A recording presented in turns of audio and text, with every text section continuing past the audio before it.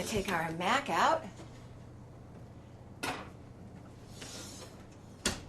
Set a little towel down so we don't burn our countertop. And now we're going to plate. And this is where it loses its mac and cheese and takes its Kiss My Mac and Silky Roman Meatballs title.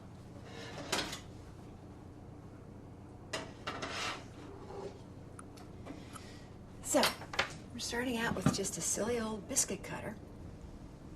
And I'm doing a big portion. I would normally do a little smaller portion, but I'm figuring you might be serving a big strong man or a big strong woman.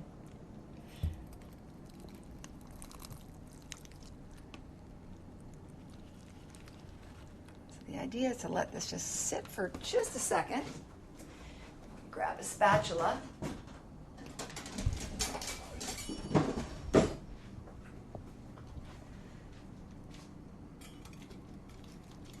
Get up underneath my mat. There we go.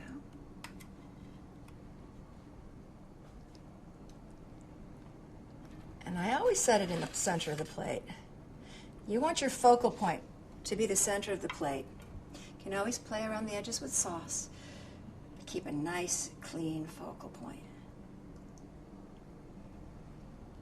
Wow. And meatballs. And I'm actually going to do these right with my fingers. Set one here. Set one here. And I think just 3 of these will be fine. One right at the top. Grab a spoon and take a little bit of my sauce. This is that great demi-glace reduction. Ever just the tiniest bit. I want that meat to be nice and glossy.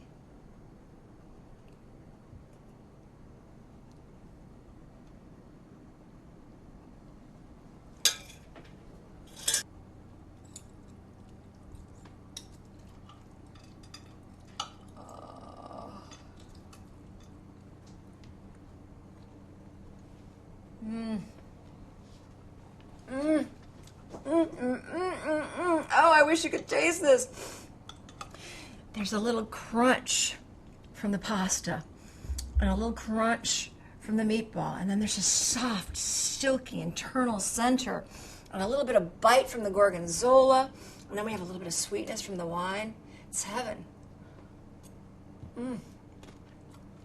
I say, you can kiss my mac any day of the week, as long as you do it with silky Roman meatballs. See you next time. Come on, have some.